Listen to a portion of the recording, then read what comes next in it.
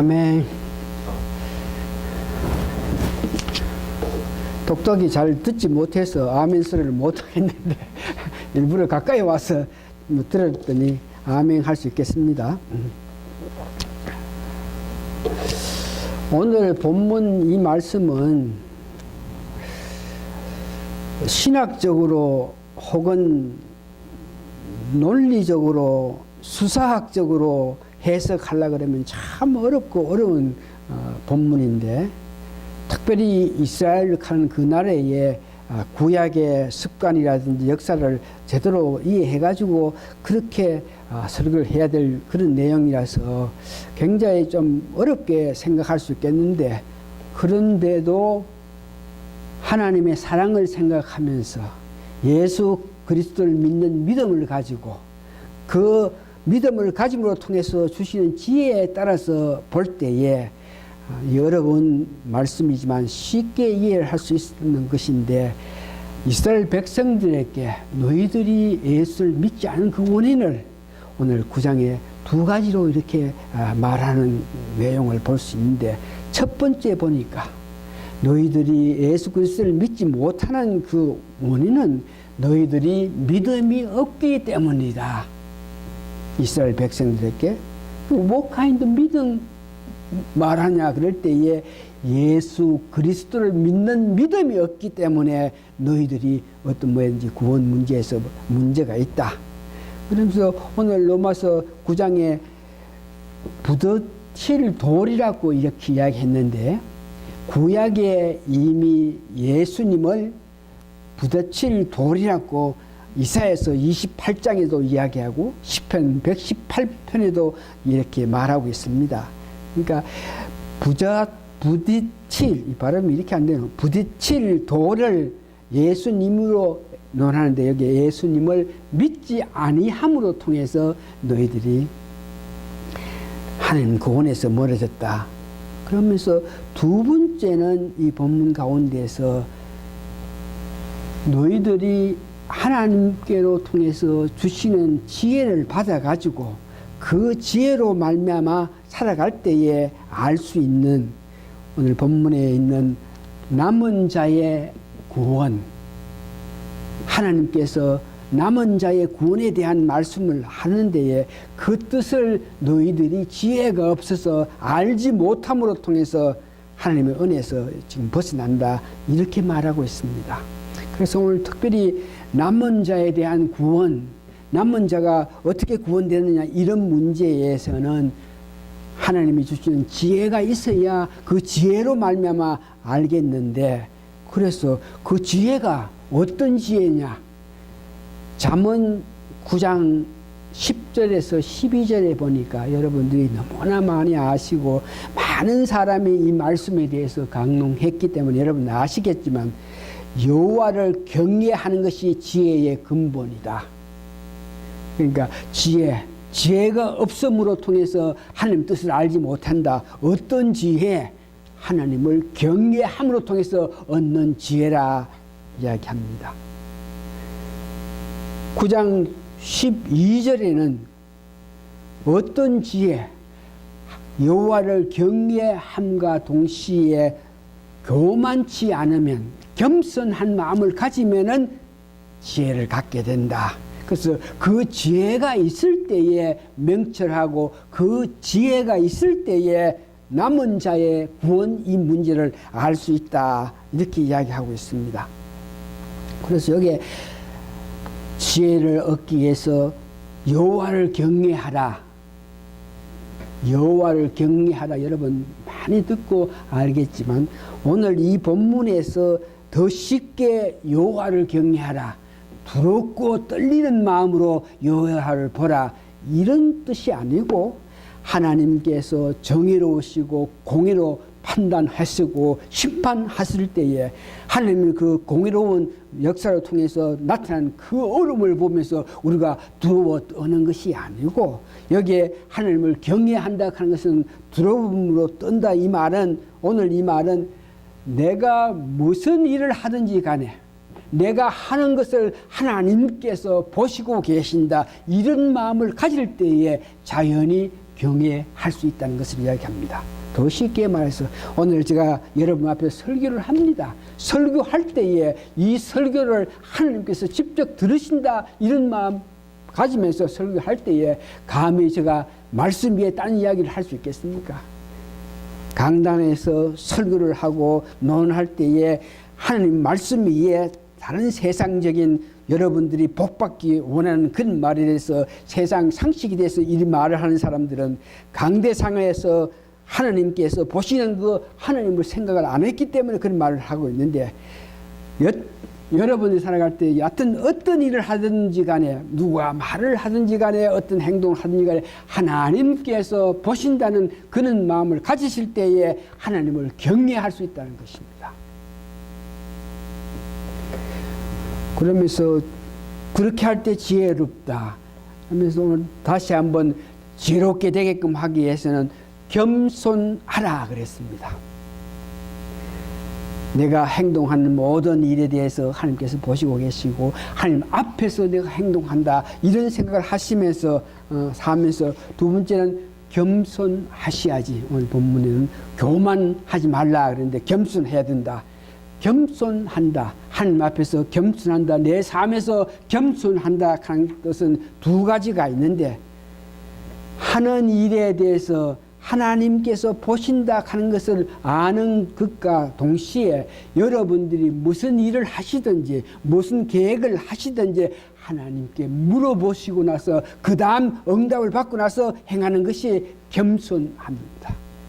하나님 앞에 겸손하라 그럴 때 그냥 이렇게 낮춤화되는 것이 아니고 무엇을 계획하고 할 때에 그것에 대해 하나님께서 물어서 하나님의 응답을 받고 행하는 그 마음을 가진다. 두 번째는 겸손할 수 있는 것은 말씀에 순종할 때에 겸손할 수 있다. 지혜로운 자가 될 때에 하나님이 뜻하신 바 하나님이 말씀하신 것을 이해하는데 겸손하고 또한 하나님을 경외하는 그 마음을 가질 때에 하나님 주시는 지혜가 있어서 여러분들이 말씀을 보면서 하나님 뜻을 알 수 있다 이렇게 이야기했습니다. 지난주에 우리가 실제로 삶에서 육체와 정과 욕심을 나타내지 아니하고 살 수 있는 그 방법에 대해서 우리가 육체가 있고 내 정욕이 있고 정이 있는데 이것을 드러내지 않고 살 수 있는 방법 문제에 대해서 우리가 두렵고 떨리는 마음으로 그렇게 해야 되겠는데 확실히 분명하게 이런 문제에 대해서 근심 걱정하면서 여러분들께 숙제로 어떻게 하면 실제 내 삶 속에서 육체와 정과 욕심을 버리고 살아나갈 수 있겠느냐. 로마서 9장 8장에서 8장 13절에서 여러분들이 은혜 받아야 되고 그것을 기억해야 되는 것 가운데 한 가지는 내가 내 의지로 죄를 지을 수는 있지만 맞죠? 우리가 죄를 지을 때에 내가 의지해서 내가 뜻해서 죄를 짓는 것입니다. 내 의지를 죄를 지을 수는 있지만 내가 의지로 죄를 못 짓게 하는 그런 힘은 내게는 없다. 내가 죄를 짓고자 하는 그 마음이 있는데 그것을 내 스스로 억제할 수 있는 힘이 없는데 그 힘은 성령님의 의기에서 성령님의 역사로 말미암아 내게 이렇게 죄를 짓고자 하는 그런 마음을 억제할 수 있다. 이렇게 이야기했는 것 같이 어떻게 하면 육체와 정과 욕심을 나타내지 않고 살 수 있겠느냐. 오늘 그 답이 여러분들이 지혜로우면 지혜를 가지고 계시면 그 지혜에 의거해서 여러분들이 육체와 정과 욕심을 떠나 하나님 기뻐하시는 삶을 살 수 있다 하는 것을 여러분 기억하시기 바랍니다. 하나님을 경외하고 그 앞에서 겸손하게 사는 것이 다른 말을 해서 육체와 정과 욕심을 버리고 한 기뻐하시는 삶을 사는 것을 이야기하고 있습니다. 하나님 기뻐하시는 삶을 우리 산다 이런 문제에서 오늘 우리들은 사순절에 고난주간 가까이 살고 있는 이때인데 과연 우리가 어떻게 하면 하나님께서 기뻐하시고 예수님께서 원하시는 그런 고난주간을 맞이해서 그런 마음을 가져야 되겠나, 이런 문제. 오늘 강고로 여러분께 이미 말씀드렸지만, 고난당한다, 예수님께서 고난당했다, 고난주간에 고난당했다, 그래서 우리도 우리 육체를 자위하고 우리 육체를 핍박하고 혹은 금식하면서 나를 괴롭힌다, 이런 모양으로 예수님께서 지나갔던 고난기간을 우리가 상기하면서 그렇게 이렇게 많은 사람이 하고 있는데, 그것도 나쁘지는 않죠. 금식을 하면서 고난주간에 예수님 하신 것을 생각한다. 또한 고난주간에 내 자신이 어떤 뭐든지 육체적인 자유를 가한다. 뭐 이렇게 하고 있는 것은 좋은데, 실질적으로 우리가 고난주간에 깊이 생각해야 될 것은, 고난주간에 우리가 어떤 마음 자세를 가지면서 어떻게 행하는 것이 예수님께서 하나님께서 기뻐하시는 일이고, 그럴 때에 내 육체를 자해하고 뭐 이렇게 하는 것보다가 오히려 예수님께서 명했던 사명을 우리가 감당하면서 이 고난주간에 특별히 그런 일에 열중하는 그런 마음씨를 가지는 것이 진정한 고난주간의 우리 마음 자세라. 그래서 여러분들에게 다시 한번 고난주간에 우리가 예수님께서 우리에게 명하신 것을 바로 이해하고 바른 행동을 하게끔 하기 위해서는, 고난주간에 대해서 이사야서가 기록을 하면서 예수님에 대한 그 깊은 고난관계를 이야기했으니까, 우리가 그것을 읽으면서 고난주간에 우리가 어떻게 다시 한번 예수님 뜻을 알기를 원하는 마음으로 읽으면 좋겠다 했는 것을 여러분 기억하시면서 이사야서를 읽기를 바랍니다.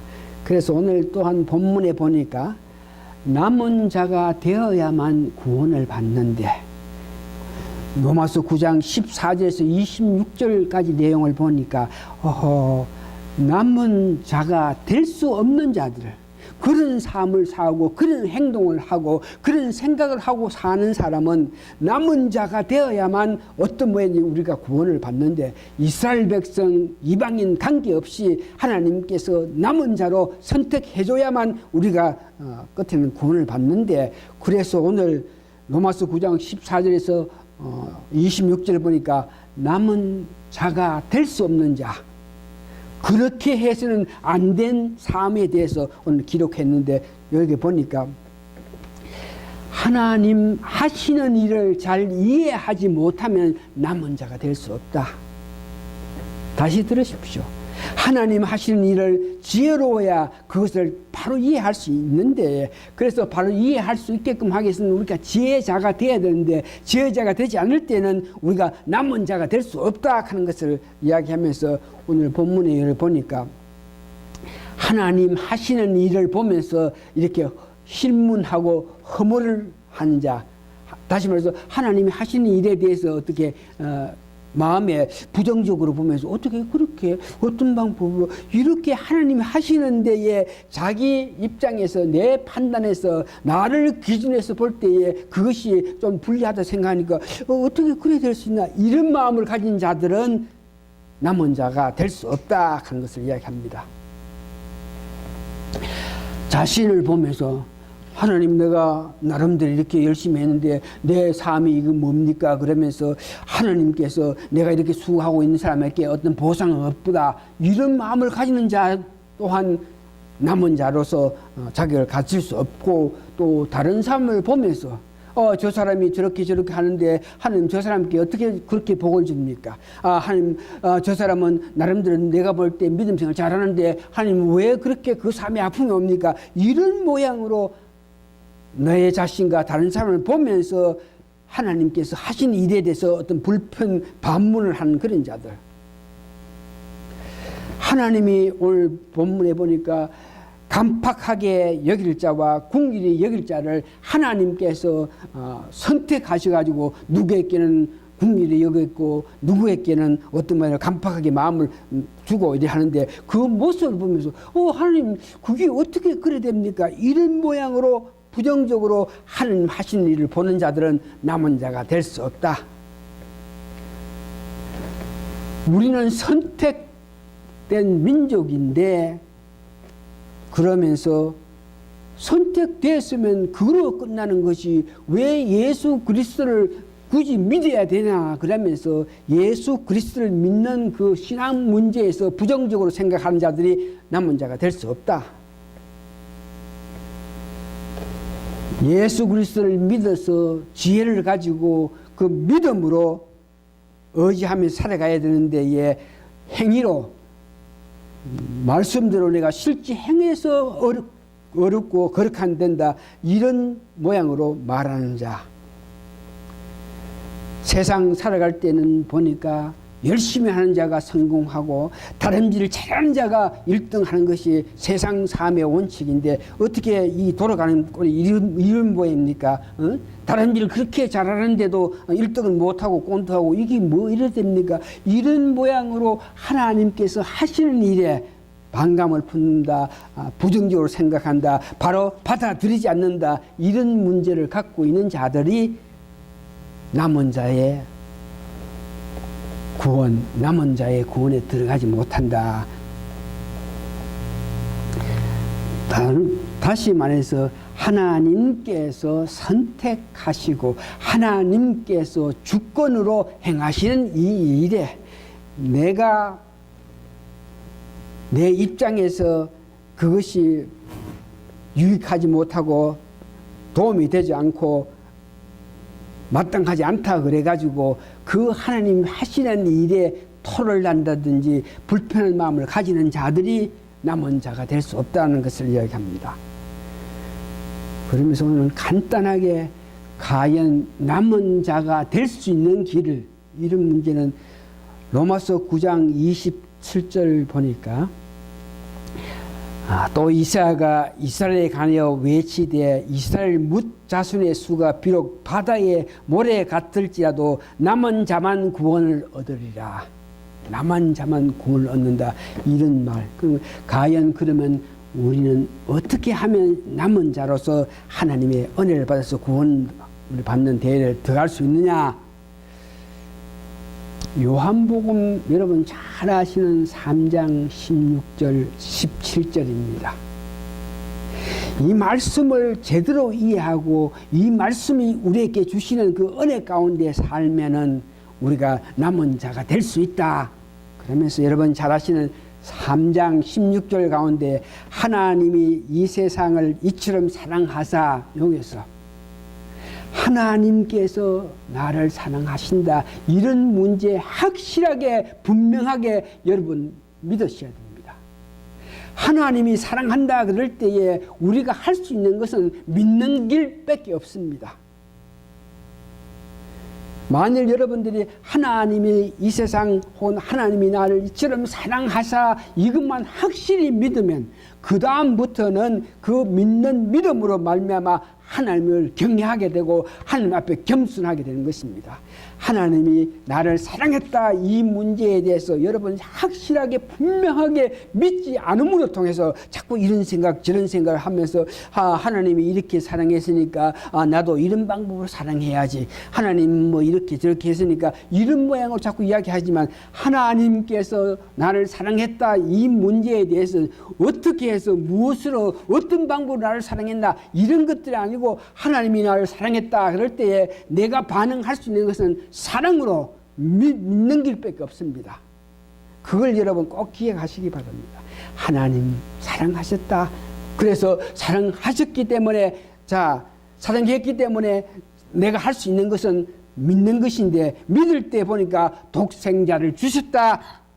그를 믿는 자가 멸망치 않는다. 이렇게 믿는 것입니다. 다시 한번 하나님이 나를 사랑한다 이 말을 확실히 믿을 때에 하나님을 자연히 경외하게 되고 나를 위해서 이렇게 하시는데 그 하나님 앞에서 그 하나님이 보시는데 그러면서 내가 자연히 하나님을 경외하게 되는 것입니다.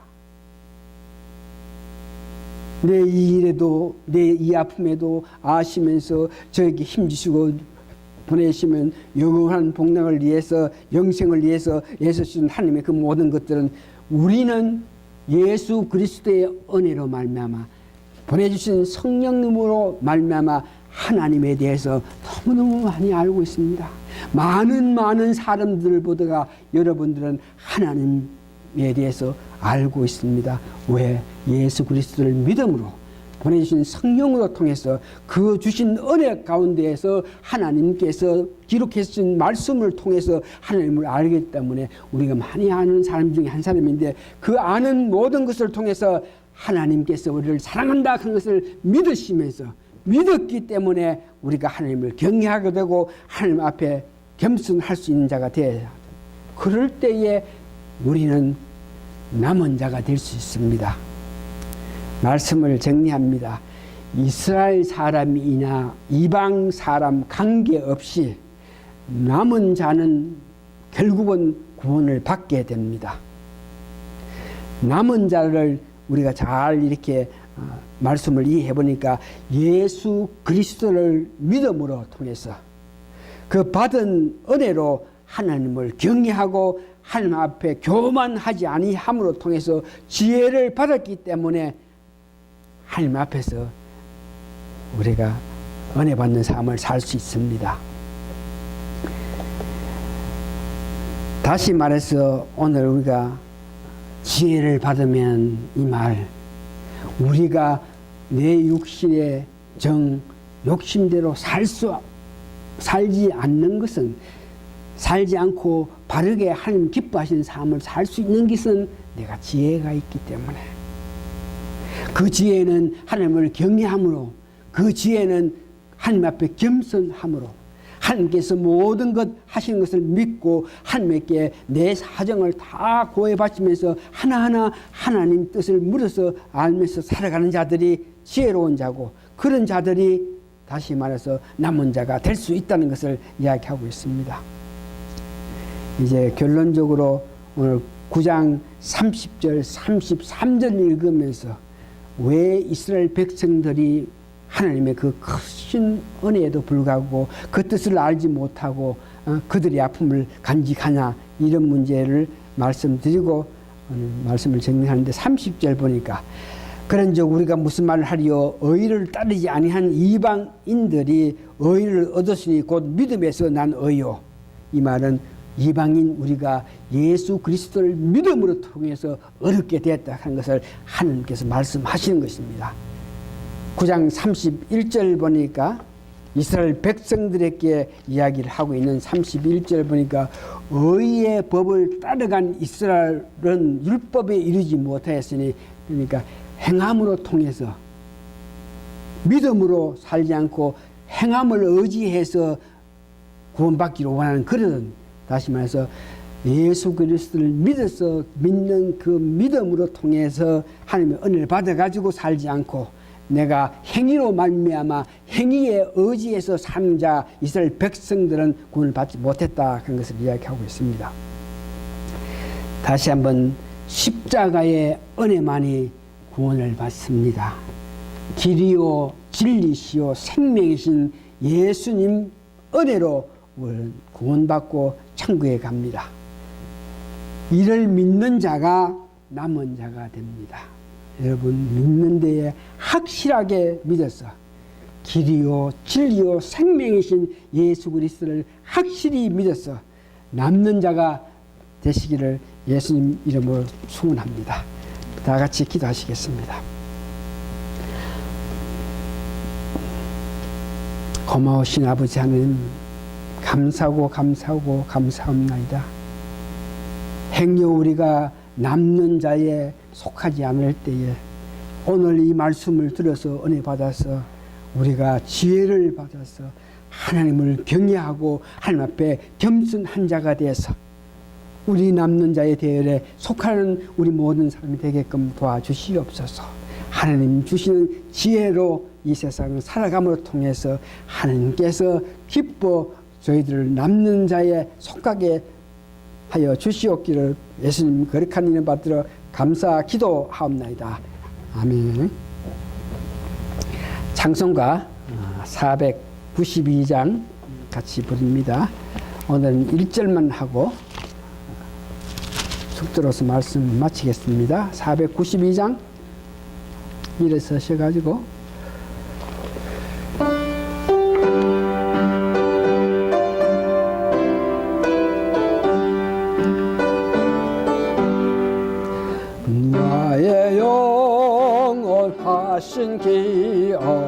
생명보다 귀하다. 나의 갈 길 다가도록 나와 동행하소서. 주께로 가까이 주께로 가오니 나의 갈 길 다가도록 나와 동행하소서.